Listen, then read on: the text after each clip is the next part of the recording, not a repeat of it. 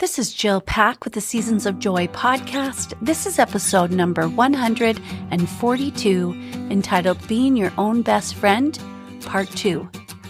Are you a woman of faith who is struggling to navigate your current season of life? Do you feel like life is just happening to you instead of for you? My name is Jill Pack, and I'm a certified faith-based life coach and a member of the Church of Jesus Christ of Latter-day Saints. I want you to know that no matter your season or your circumstance, it is possible to create a more joyful life, and I would love to show you how. Are you ready? Let's go.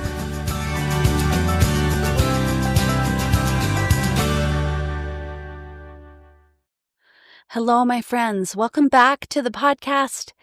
If you joined us for part 1 of Being Your Own Best Friend series, you learned 12 fundamental principles for building a stronger, more beautiful relationship with yourself.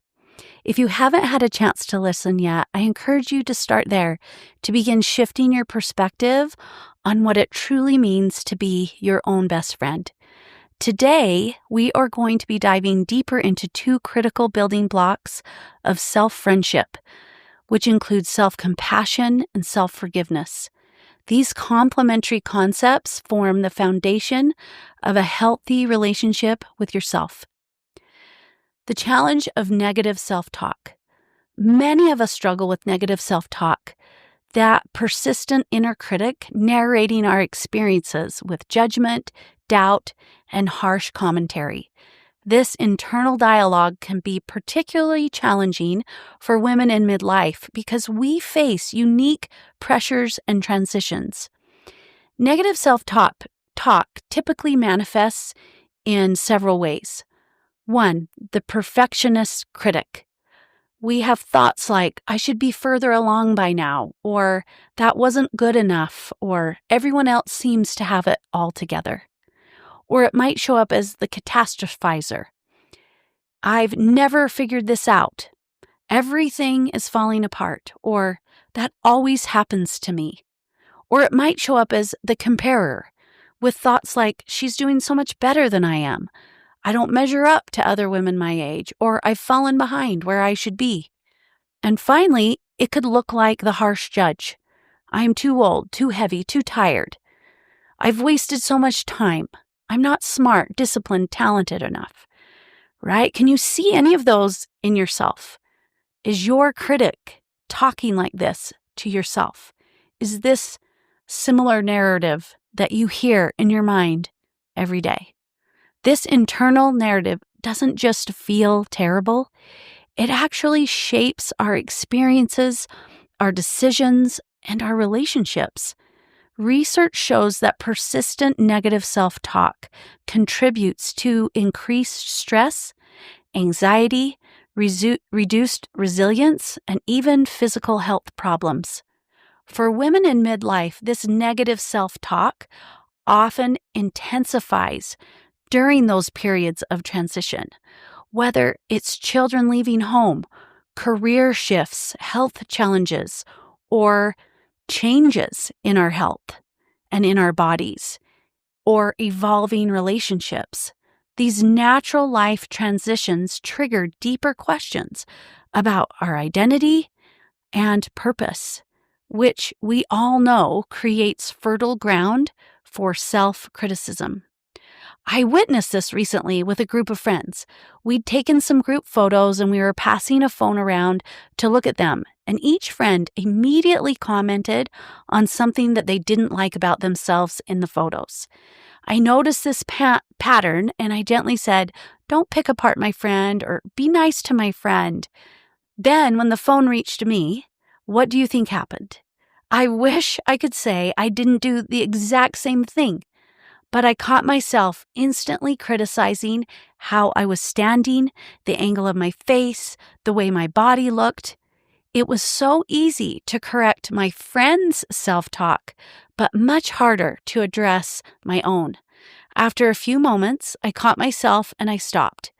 While I've improved tremendously over the last few years, this was a powerful reminder that I still have work to do. But the good news, negative self-talk isn't fixed or permanent.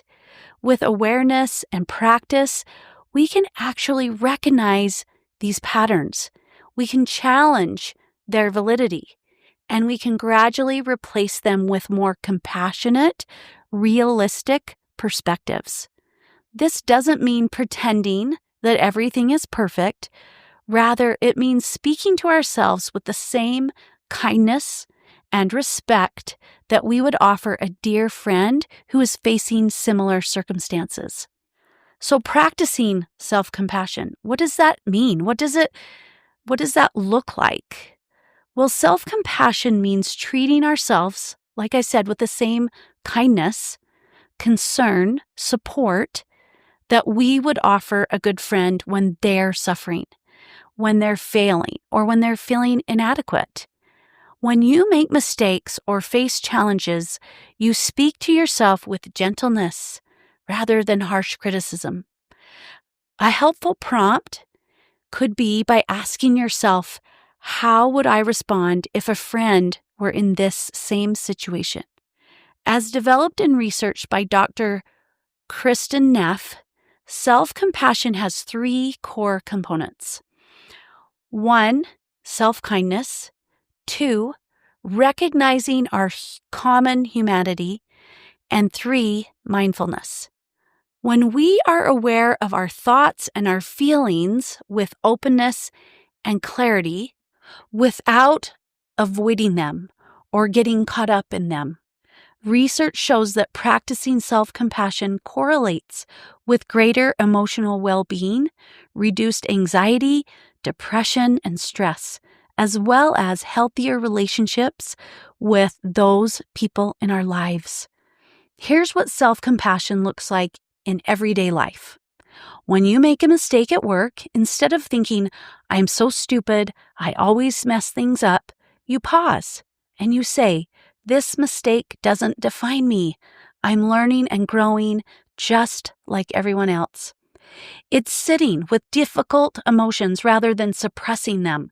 When feeling disappointed about not meeting a goal, you acknowledge this feels really hard right now, without minimizing or exaggerating your experience. It's replacing self-criticism with self-correction. Instead of, I'm a terrible parent for losing my temper, it's, I'm human and parenting is hard and challenging. How can I repair this situation and learn from it? It's celebrating small victories and progress, not just perfect outcomes. Recognizing effort. I'm proud that I tried something new today, even though it was uncomfortable. It's setting boundaries that honor your needs, saying no when necessary without guilt or excessive explanation. It's forgiving yourself for past mistakes without dismissing accountability. I made a poor choice then, but I've learned and grown since. It's noticing when your inner critic takes over and gently redirecting to something like, I notice I'm being hard on myself again. What would I say to someone I care about in this situation? Self-compassion isn't self-indulgence or lowering our standards.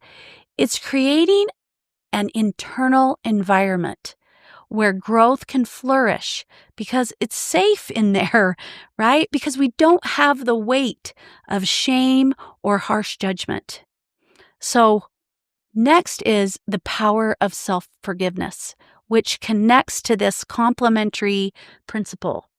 Self-forgiveness is equally important, using past mistakes as learning opportunities rather than reasons for self-judgment or punishment. I was recently listening to Martha Beck's podcast where she applied some teachings of Marshall Rosenberg, and it's on the idea of nonviolent communication in our relationships with ourselves. Now, Marshall Rosenberg was an American psychologist who created nonviolent communication, or NVC, in the early 1960s. And NVC helps people communicate better and resolve conflicts peacefully by expressing themselves from a place of honesty while listening to others with empathy. His approach focuses on understanding feelings and needs rather than blame or judgment. Now, in this podcast, Martha Beck shared Rosenberg's insight that everything we do is in an attempt to meet our basic needs. And we're going to do a whole episode next week where we touch on this idea of needs and values and boundaries. But for this discussion, I just wanted to touch on that everything we do does tie back to that. It's this idea we want to meet our needs. But we simply go off course by trying to meet those needs with strategies that don't work. We can create inner harmony if we just follow a few basic steps. Step 1, we want to identify any mistakes or behaviors that you're upset with yourself about, right? Identify those things that upset you. Number 2, notice any shaming language that you use around those behaviors. And one quick way to identify that is to look for words like should or need or have to, right? We want to pay attention to the language that we use because that is shaping our experience. And then number 3, we want to step back and we want to understand and take time to consider what are those needs or need that we are trying to meet by doing those behaviors. And then step 4, we want to allow ourselves to mourn the fact that what we tried didn't work, right? That's an important piece. Allow ourselves to feel sad that it didn't work like we thought. And when we can empathize with that part of ourself that was trying to meet a need in a way that might not have been effective or the best way, empathy and a natural acceptance emerges. And within that acceptance comes forgiveness. This creates that inner harmony that we so desire. All the aspects of yourself come together, including what Martha Beck calls the compassionate witness. In this state, every part of you that's been struggling receives understanding from the other parts of you. Empathy flows throughout your inner world.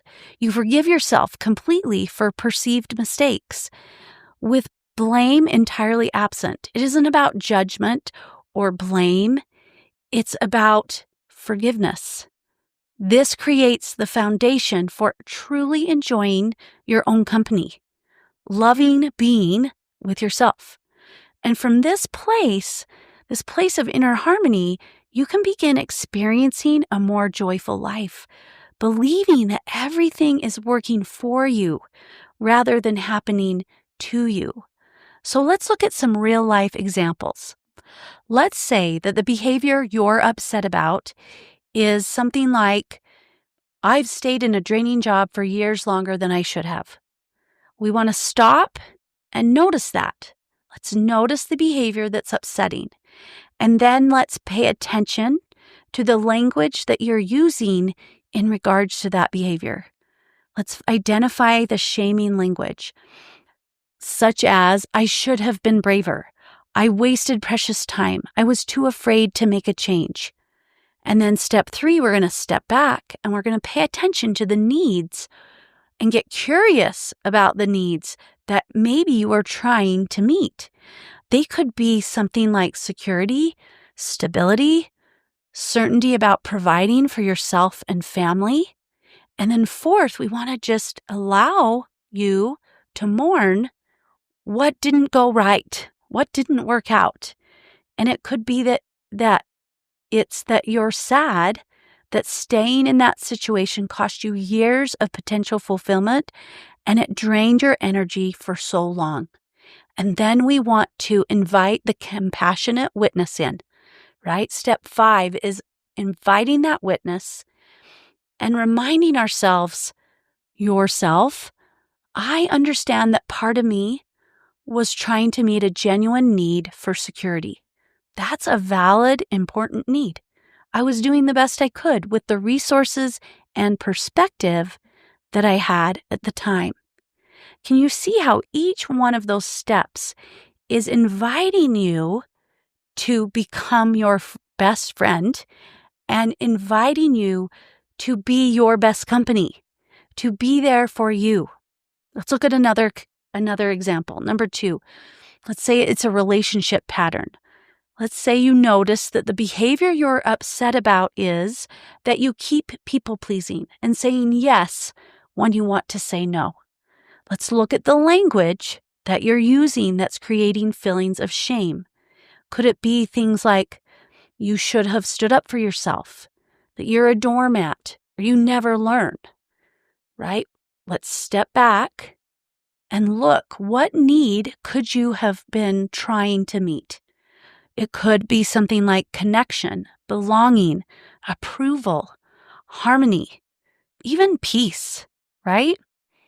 Step 3 is we allow for the sadness, right? It's okay that you feel sad that your attempts to maintain connection have actually disconnected you from your own needs and authenticity. And then invite the compassionate witness in, that part of yourself that wants connection and harmony is actually a beautiful thing. You are using strategies that you learned earlier in life that once helped you survive. You can honor that intention while finding new ways to meet those needs. Can you see how each of these steps shows us a better way to have compassion and forgiveness for ourselves? Let's look at a third and final example. Healthy habits. Let's say that the behavior that you're upset about is that you believe you've neglected your health and self-care. Let's step back and pause and notice the language that you're using that could be creating shame. I should take better care of myself.